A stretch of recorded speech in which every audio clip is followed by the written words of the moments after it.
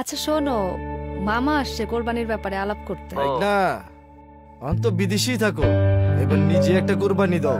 কি পারবা না? ইনশাল্লাহ মামা, দোয়া কইরেন।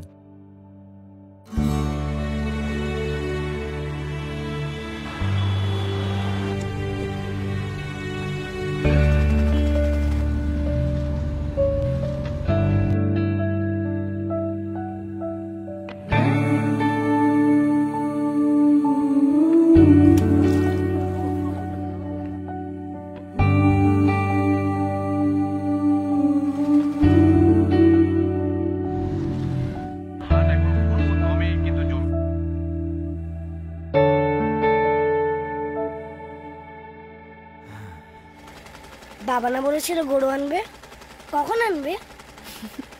আনবে। কিছু ত্যাগ চোখের আড়ালেই থেকে যায়, তবু প্রিয়জনের মুখে হাসি ফোটাতে কেউ কেউ উজাড় করে দেয় নিজের সবটুকু। এই দেখো, গরু তো কিনা ফেলছি, বাবু তো অনেক খুশি। ভালোবাসার এই উৎসর্গগুলো ফিরে আসুক উৎসব হয়ে। ইমোর সাথে ঈদ মোবারক। ইমো।